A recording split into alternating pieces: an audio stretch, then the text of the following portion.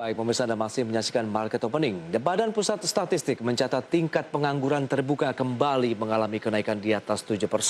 Bahkan tingkat pengangguran terbuka pada Agustus 2020 menjadi yang tertinggi sejak bulan yang sama tahun 2012 lalu.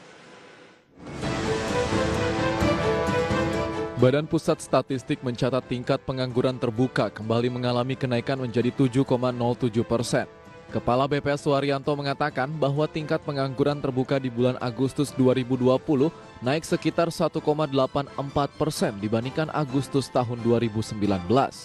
Dan dari jumlah penduduk yang bekerja sebanyak 128,45 juta orang, jumlah ini turun sebanyak 0,31 juta orang dari Agustus 2019. Dari data tersebut terdapat 29,12 juta orang atau 14,28% penduduk usia kerja yang terdampak COVID-19. Hal ini yang menjadi faktor penyebab bertambahnya angka pengangguran sebesar 2,67 juta orang. Dengan demikian jumlah pengangguran mencapai 9,77 juta orang. Sedangkan jumlah orang yang bekerja mengalami penurunan sebesar 0,31 juta orang. Tetapi karena adanya COVID, pengangguran meningkat sebesar 2,67 juta orang, sehingga jumlah penganggurannya adalah sebesar 9,77.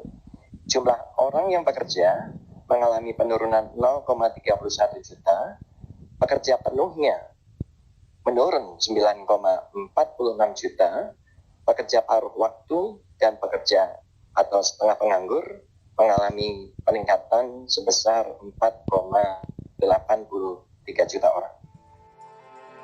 Sebelumnya, tingkat pengangguran terbuka tercatat pernah berada di level tinggi hingga 11,24% pada tahun 2005.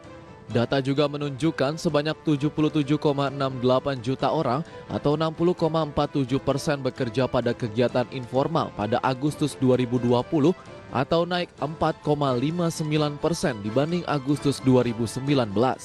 Dari Jakarta, Raharjo Patmo untuk IDX Channel.